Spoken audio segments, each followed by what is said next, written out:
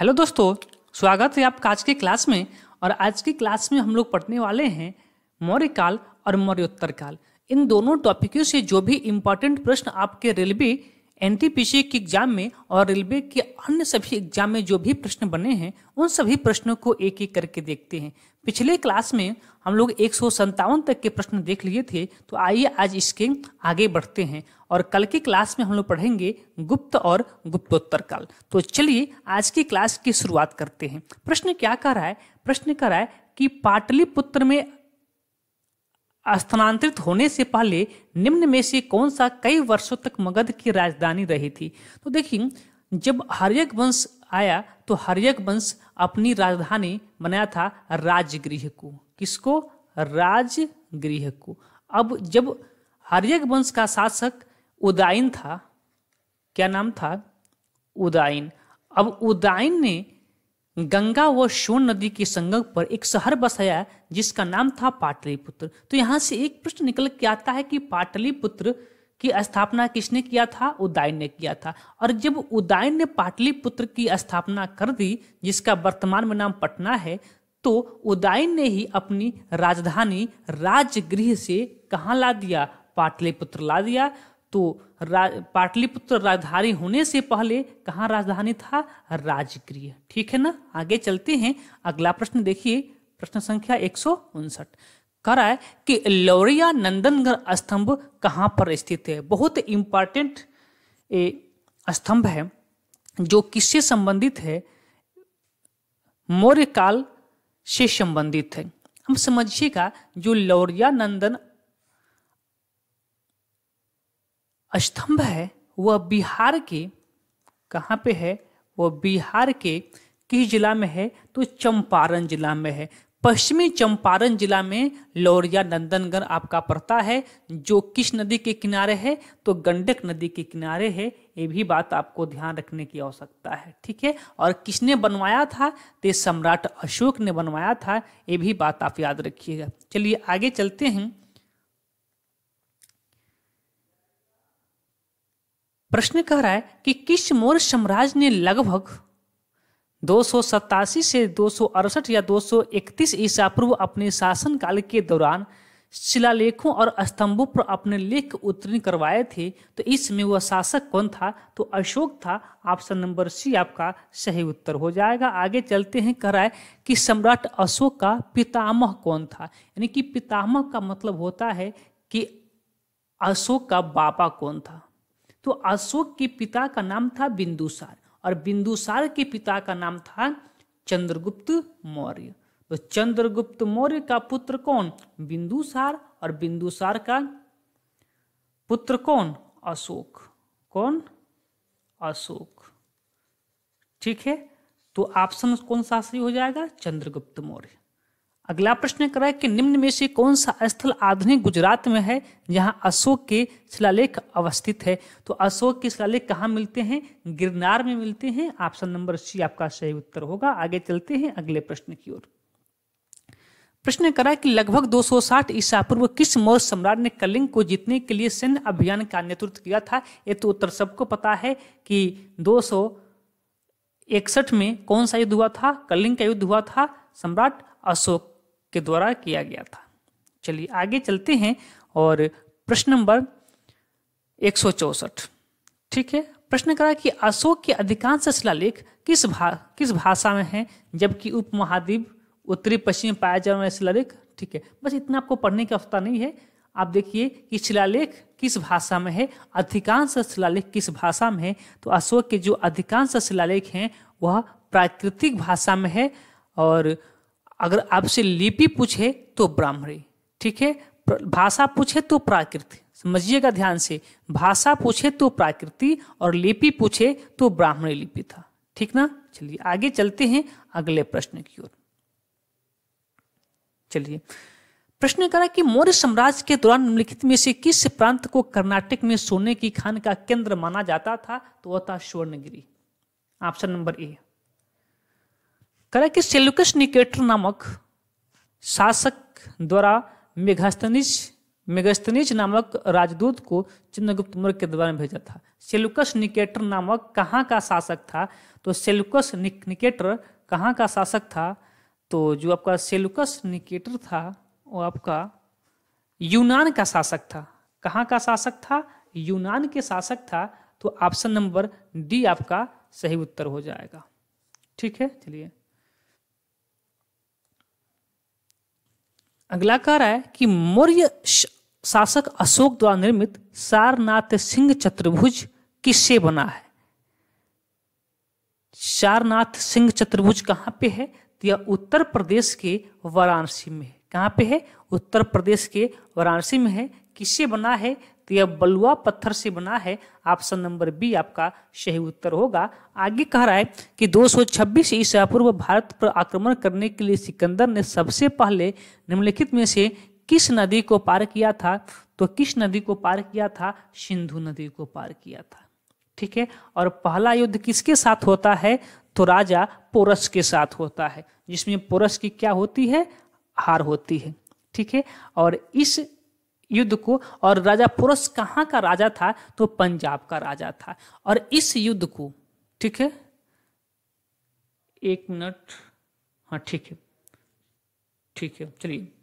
और जब ये जो युद्ध होता है किसके बीच? सिकंदर और राजा पोरस के बीच, तो इसे किस नाम से जाना जाता है? तो इस युद्ध को हाइडे स्पीच या फिर झेलम नामक, झेलम का पूरा नाम क्या था? बितास्ता। तो बितास्ता के युद्ध के नाम से जाना जाता है। ठीक है ना, चलिए प्रश्न संख्या 169 का रहा है कि मध्य प्रदेश में भगवान बुद्ध के सम्मान में सम्राट अशोक द्वारा बनवाया गया बौद्ध स्मारक है। यह कौन सा स्मारक है? सांची का स्तूप। ठीक है, सांची का है स्तूप, मध्य प्रदेश में भगवान बुद्ध के सम्मान में अशोक ने बनवाया था। ठीक है, एक बात और याद रखेंगे, अगर आपसे CBT 2 में प्रश्न पूछता है तो सांची के स्तूप से एक प्रश्न और आपसे पूछ सकता है। ये प्रश्न पूछ सकता है कि मध्य प्रदेश, सांची का स्तूप मध्य प्रदेश के किस जिले में है? तो ये भी बात याद रखेंगे, मध्य प्रदेश के रायसेन जिले में है।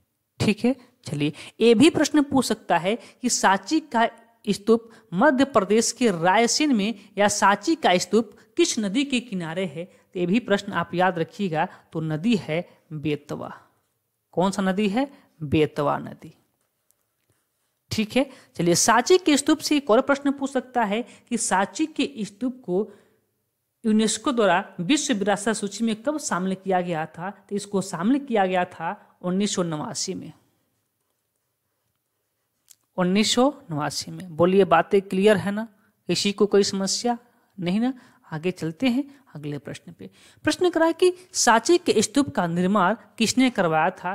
तो अभी ये प्रश्न है, बस उसको उलट के पूछ लिया है, तो आप याद रखेंगे अशोक। आगे कह रहा है कि बौद्ध धर्म से संबंधित प्रख्यात भवन संरचना धम्मिक स्तूप का निर्माण मूलतः किस वंश के शासक द्वारा करवाया गया था? तो शासक का नाम था अशोक, और अशोक आपको पता है कि मौर्य वंश का शासक था। अगला प्रश्न करा कि बौद्ध संरचना धम्मिक स्तूप कहाँ पर स्थित है? जो धम्मिक स्तूप आपका है वाराणसी के सारनाथ में स्थित है। कर कि तृतीय बौद्ध परिषद का आयोजन किसके द्वारा करवाया गया था? तो जब आपको बौद्ध धर्म हम बता रहे थे तो उसमें आपको एक ट्रिक भी लिखवाए थे कि ए के याद है या भूल गया? ए मतलब क्या? आजाद शत्रु, और के मतलब कालाशोक। ए मतलब अशोक और के मतलब कनिष्क। तो तीसरा कहाँ हुआ था? अशोक ने करवाया था। आजाद शत्रु, कालाशोक, अशोक, कनिष्क किसने करवाया था?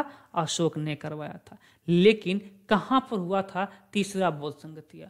तो तीसरा जो बौद्ध संगतिया होता है वह पाटलिपुत्र में होता है, जहां पे अशोक का राजधानी था। चलिए थोड़ा सा बड़ा प्रश्न है, कोई बात नहीं, पढ़ते हैं। प्रश्न कर रहा है थोड़ा सा और ऊपर करे क्या? थोड़ा सा समय दीजिएगा, नहीं कट जाएगा। ठीक है, कोई बात नहीं, आपको दिख रहा होगा। कह रहा है कि चंद्रगुप्त मौर्य मौर्य वंश के संस्थापक थे। सही बात है, भारतीय इतिहास में उनके शासन के बारे में निम्नलिखित में से कौन सा कथन गलत है? ठीक है, प्रश्न करा है, अब ऑप्शन आपका है कि उन्होंने सिकंदर से मुलाकात की और उनकी सेना में शामिल हुए ताकि मैसेडोनियन का युद्ध का कौशल सीख सके। बिल्कुल सही बात है, शामिल हुए थे। ठीक है, आगे देखिए, कह कि बैरम खां उसका सबसे अच्छा सहयोगी और संरक्षक था। नहीं, ये तो बात गलत है। बैरम खां इसके संरक्षक नहीं थे। जो बैरम खां थे किसके थे? तो अकबर के थे, अकबर के संरक्षक थे। आगे अभी पढ़ेंगे आप। ठीक है, जब आप पढ़ेंगे मध्यकालीन इतिहास में मुगल वंश और वहां पर भी अकबर के बारे में, तो वहां पर बैरम खां की चर्चा होगी। आगे चलते हैं, तो आपका उत्तर क्या होगा? आपका उत्तर कौन गलत है? तो आपका बी गलत है। आगे आपको पढ़ने की आवश्यकता भी नहीं है। प्रश्न करा कि अशोक तर्क सिद्ध रूप से प्रारंभिक भारत के पहले प्रसिद्ध शासक थे जिन्होंने कलिंग पर विजय प्राप्त की। वे किसके पोते थे? देखिए, एक पोते वाला प्रश्न पहले आया था और उसी प्रश्न को घुमा के अगले शिफ्ट में पूछा है कि वो किसके पोते थे। तो आपको पता है कि जो पिताजी का पिताजी होते हैं वही क्या होते हैं? उन्हीं के हम लोग पोते होते हैं और वो हम लोग के क्या लगते हैं? बाबा लगते हैं। तो कहाँ चला गया चंद्रगुप्त मौर्य? हाँ, यहाँ लिखा है, ऑप्शन नंबर बी। प्रश्न करा कि ऐतिहासिक ग्रैंड ट्रंक रोड का निर्माण कई शासकों द्वारा किया गया था। मौर्य वंश में उस काल के दौरान उसे क्या कहा जाता है? तो जो ग्रैंड टैंक रोड था, इसकी शुरुआत किया था किसने? शेरशाह सूरी ने। किसने किया था? शेरशाह सूरी ने। और शेरशाह सूरी ने इसका नाम दिया था सड़क-ए-आजम। उसका उस समय नाम क्या था? शेरशाह के समय सड़क-ए-आजम। लेकिन मौर्य काल में उसका नाम था उत्तरापथ। क्या नाम था? उत्तरापथ। बातें क्लियर हैं? अगर बातें क्लियर हों तो आगे चला जाए। ठीक है, चलिए अगला प्रश्न।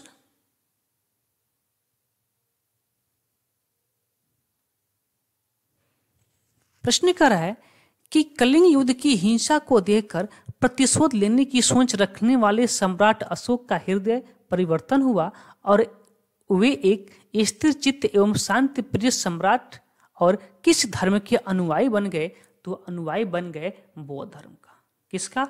बौद्ध धर्म का। प्रश्न करा कि चंद्रगुप्त मौर्य के गुरु कौन थे? तो चंद्रगुप्त मौर्य के जो गुरु थे वह थे विष्णुगुप्त, जिन्हें कौटिल्य के नाम से भी आप जानते हैं।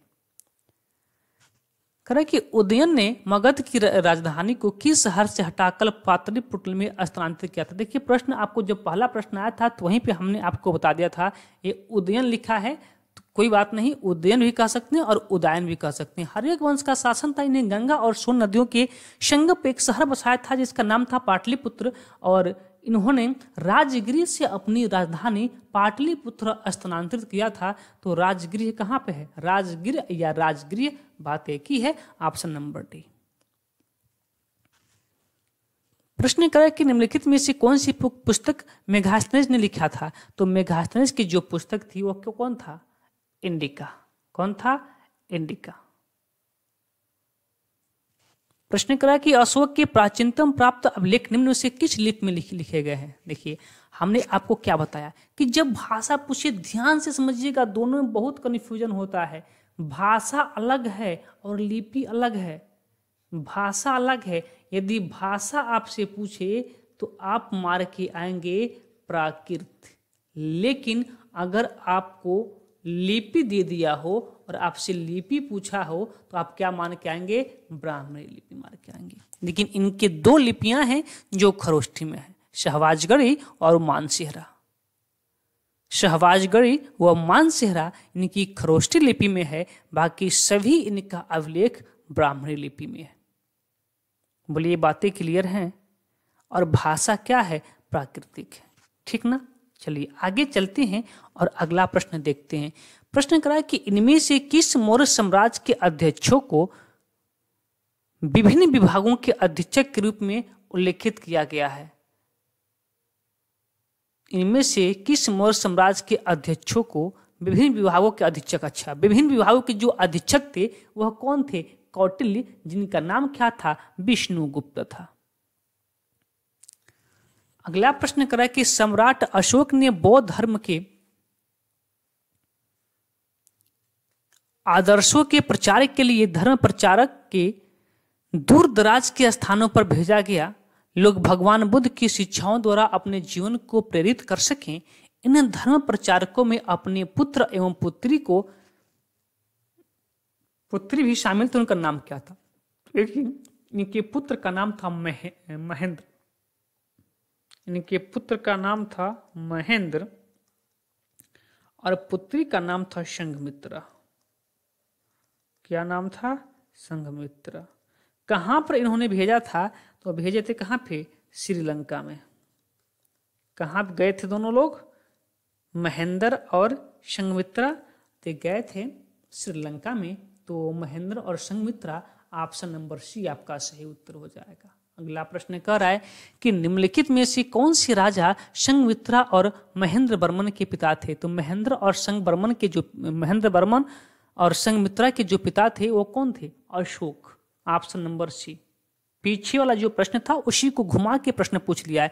ये 5/11/2018 में पूछा था एनटीपीसी में, 5/11/2018, और उसी प्रश्न को यहाँ घुमा के पूछ लिया है 22/5/2019 में। ठीक है, तो प्रश्न लैंग्वेज इधर उधर आते हैं, प्रश्न तो सब वही रहते हैं। प्रश्न करा है किन्ने धर्म विजय धार्मिकता द्वारा विजय की नीति विकसित किया था? तो कलिंग के बाद धर्म परिवर्तन की भावना अचानक से किसके अंदर जागृत हुई थी? तो वह हुआ था अशोक के अंदर। तो ऑप्शन नंबर सी आपका सही उत्तर है। आगे करा कि अशोक के शासन काल में सबसे महत्वपूर्ण घटना कलिंग आधुनिक युग में कहाँ पर पड़ता है कि विजय थी उसके जीवन का एक महत्वपूर्ण परिवर्तन? नहीं, कलिंग कहाँ पड़ता है? तो कलिंग पड़ता है ओडिशा में। ठीक है, पहले ओडिशा का नाम ही क्या था? कलिंग था। तो पहले कलिंग था और वर्तमान में उसका नाम क्या है? ओडिशा है। प्रश्न करा कि अशोक ने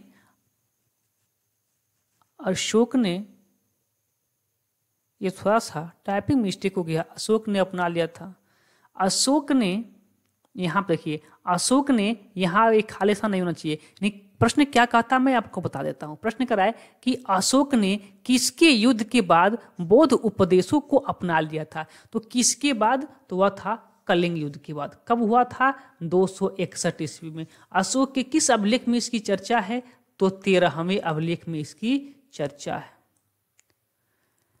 प्रश्न करा कि प्रसिद्ध कलिंग युद्ध ने सम्राट अशोक को युद्ध छोड़ने और बौद्ध धर्म अपनाने के लिए प्रेरित किया था। यह युद्ध उड़ीसा में कब लड़ा गया था? देखिए, हमने जस्ट ही बताया 13वें अभिलेख में और 261 बीसी में। वही प्रश्न यहाँ पूछ लिया, 261 बीसी आपका उत्तर है।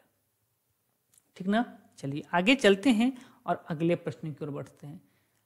189 प्रश्न करा कि अशोक के किस शिलालेख में, देखिए वही बात फिर से घुमा के पूछा जो हमने बताया था। तो किस में?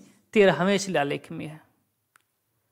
करा कि चंद्रगुप्त का पुत्र मौर्य साम्राज्य के सिंहासन पर बैठने वाला दूसरा था। यानी कि चंद्रगुप्त मौर्य का पुत्र कौन था? तो चंद्रगुप्त मौर्य का देखिए, अब यहाँ बिंबिसार और बिंदुसार, और इसी में सबसे अधिक कन्फ्यूजन होता है कि बिंदुसार या बिंबिसार। तो ध्यान से देखिएगा, बिंदुसार, बिंबिसार नहीं, बिंदुसार। ये तो जो बिंबिसार था ये हर्यक वंश वाला है, ये हर्यक वंश वाला है।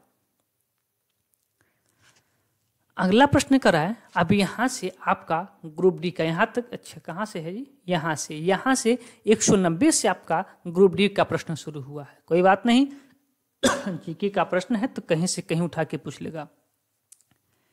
प्रश्न करा कि सम्राट अशोक, हम देखिए यहाँ भी थोड़ा सा टाइपिंग मिस्टेक हो गया है। प्रश्न क्या कहना चाहता मैं आपको बता देता हूँ। प्रश्न करा कि सम्राट अशोक का पुत्र था जो मौर्य वंश से संबंधित था। तो सम्राट अशोक का पुत्र कौन था? क्या कर रहा है? सम्राट अशोक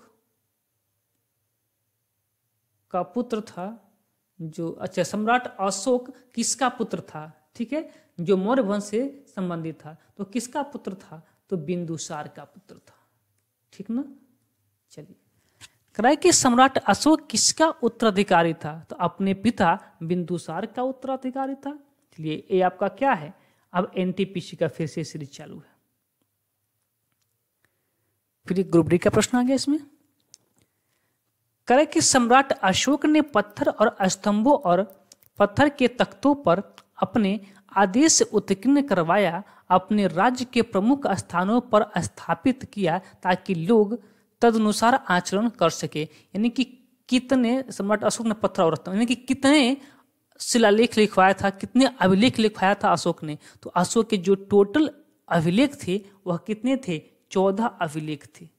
14 अभिलेख अशोक ने लिखवाया। आगे कह रहा है कि अशोक महान किससे संबंधित था, किस धर्म से संबंधित था, किस वंश से संबंधित था। तो अशोक महान किस धर्म से संबंधित था? तो वह बौद्ध धर्म से संबंधित था। किस वंश से संबंधित था? तो वह मौर्य वंश से संबंधित था। अगला प्रश्न 195 नंबर प्रश्न क्या कहता है आपसे? महान सम्राट अशोक किस वंश के थे? देखिएगा, देखिए सेम प्रश्न 17/2/21, 17/2/21, 2/4/16, यानी कि 16 वाला सेम का सेम प्रश्न यहाँ क्या हो गया है? रिपीट हो गया यहाँ पे। ठीक ना? तो सम्राट अशोक किस वंश के थे? तो मौर्य वंश के थे। आगे करा कि मौर्य साम्राज्य की राजधानी थी। तो मौर्य साम्राज्य की राजधानी कहाँ पे थी? कई बार इसका जिक्र हमने किया आपसे कि जो मौर्य वंश का राजधानी था वह कहाँ था? पाटलिपुत्र। अगला प्रश्न करा कि कौटिल्य का अर्थशास्त्र हमें जानकारी देता है किसके प्रशासन के बारे में? तो जो कौटिल्य का अर्थशास्त्र था यह किसका पुस्तक था? तो यह राजनीति का पुस्तक था। और किसके प्रशासन के बारे में जानकारी देता है? तो मौर्य साम्राज्य के प्रशासन के बारे में जानकारी देता है। अगला प्रश्न कर है कि चाणक्य का एक अन्य नाम क्या था? तो चाणक्य का एक अन्य नाम क्या था? विष्णुगुप्त था। प्रश्न करा कि मेगास्थनीज भारत आने वाले सबसे शुरुआती खोजकर्ता में से था, उसका संबंध किस देश का था? पीछे आपका प्रश्न हो चुका था, ठीक है, लेकिन लैंग्वेज का अंतर था। ये 18 का प्रश्न था और वही 21 में आपसे पूछ लिया है। तो मेगास्थनीज किस देश का था? तो जो आपका मेगास्थनीज था वो यूनानी था। कहाँ का था? यूनानी था। ठीक है, यूनान का था। आगे चलते हैं। और किसका राजदूत था? तो यूनानी राजा था जिसका नाम था, क्या नाम था उसका? Seleucus Nicator. क्या नाम था? सेल्यूकस निकेटर, जिसको 305 ईस्वी में कौन हरा दिया था? चंद्रगुप्त मौर्य। और इसकी पुत्री से क्या कर लिया था? विवाह कर लिया था। और उसी के दरबार में मेगास्थनीज आया और अपनी पुस्तक इंडिका लिखा था।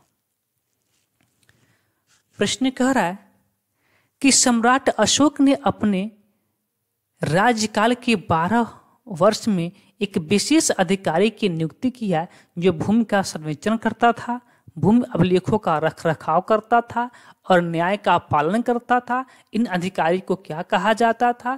तो इसे कहा जाता था रज्जुक। क्या कहते थे? रज्जुक कहते थे। अगला प्रश्न 201 कह रहा है कि किस राजा की कहानी मुद्रा राक्षस में, मुद्रा राक्षस नाटक का विषय है, यानी कि जो मुद्रा राक्षस है यह किस राजा का कहानी इसमें दर्ज है? तो मुद्रा राक्षस में जो कहानी दर्ज है किसका है? चंद्रगुप्त मौर्य का है। किसका है? चंद्रगुप्त मौर्य का। ये बहुत बेहतर किताब था जिसका रचना किसने किया था? तो उस व्यक्ति का नाम था, उस कवि का नाम था विशाखदत्त। क्या नाम था? विशाखदत्त। क्या नाम था? विशाखदत्त।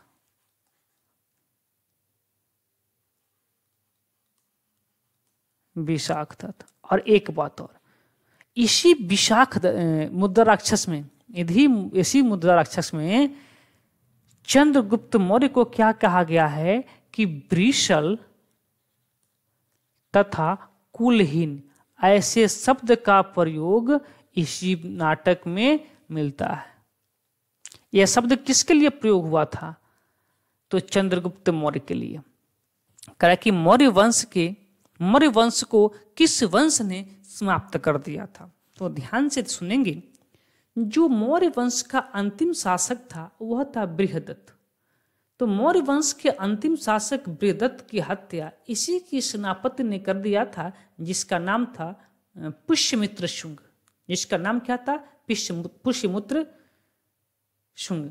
तो पुष्यमित्र शुंग ने मौर्य वंश के अंतिम शासक बृहदत्त की हत्या किया और मौर्य वंश के स्थान पे कौन सा वंश ला के थोप दिया? तो शुंग वंश ला के थोप दिया। अगला प्रश्न कराया कि मौर्य वंश का अंतिम सम्राट कौन था? वही बात देखिए, हमने जो बताया वही पूछा है कि मौर्य वंश का अंतिम सम्राट क्या था? बृहदत्त था।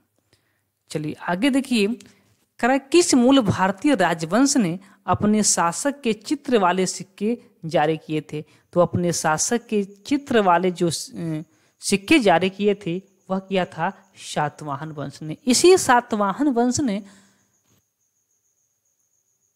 सर्वप्रथम शीशे का सिक्का भी जारी किया था। ठीक है, चलिए इस वंश का जो शासक था, यानी कि इस वंश का जो स्थापना किया था उस व्यक्ति का नाम था, यानी कि इस वंश का जो संस्थापक था वह कौन था? उसका नाम था शिमुख।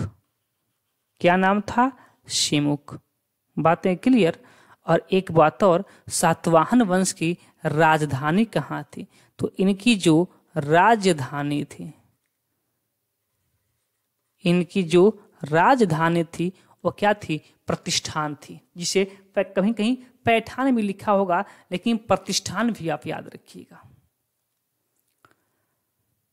प्रश्न कह रहा है कि दिए गए विकल्प में से कौन सा कथन सही नहीं है? यानी कि बौद्ध धर्म पाली भाषा में लिखे गए हैं। बिल्कुल सही बात है, बौद्ध धर्म पाली भाषा में है।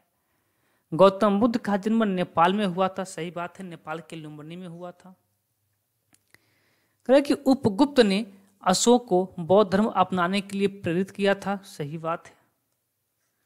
कह कि चरक गौतम बुद्ध के निजी चिकित्सक से नहीं। जो चरक थे वह किसके दरबार में थे? तो वह हर्षवर्धन के दरबार में थे, जिन्होंने चरक संहिता लिखा था। तो चरक किसके दरबार में थे? हर्षवर्धन के दरबार में थे। तो गौतम बुद्ध का जो निजी चिकित्सक हैं वह कौन है? उनका नाम है जीवक। क्या नाम है? जीवक नाम है। ठीक ना। आगे चलिए, तो कौन सा ऑप्शन आपका सही है? तो ऑप्शन नंबर डी आपका बिल्कुल सही उत्तर है। प्रश्न नंबर 206 का है कि कनिष्क किस वंश से संबंधित है? जो कुषाण वंश था, जिसके संस्थापक कुजुल कुडफिसस होते हैं। तो कुषाण वंश के संस्थापक कुजुल कुडफिसस, और इसी वंश का एक महानतम शासक होता है जिसका नाम होता है कनिष्क। क्या नाम होता है? कनिष्क। अगला प्रश्न करा कि कनिष्क वंश का सम्राट था। अब देखिए यहां पे ये प्रश्न आपका पूछा 23/5/2019 में, और वही प्रश्न घुमा के आपको पूछ लिया कहां पे? 30/5/19 में। यह 23/5/19 में और 30/5/19 में। तो कनिष्क किस वंश का राजा था? तो वह कुषाण वंश का राजा था। कहे कि शक युग आरंभ हुआ था, यानी कि शक युग कब आरंभ हुआ था? तो जो आपका शक युग है वह आपका 78 ईस्वी में होता है, कि जब कनिष्क क्या होता है? राजगद्दी बैठता है ना। जब कनिष्क आपका राजगद्दी भी बैठता है उसी समय क्या होता है? शक संवत प्रारंभ होता है। चलिए एक बात और बता दीजिएगा हमको कि कुषाण वंश का जो राजधानी थी वह कहाँ था? ठीक है, संस्थापक तो आप जान गए, लेकिन राजधानी आप हमें बता दीजिएगा, राजधानी कहाँ था कुषाण वंश का? चलिए तो लाइए मैं ही बता देता हूं। इनका जो राजधानी था पुरुषपुर था, जिसे पेशावर के नाम से भी जाना जाता है।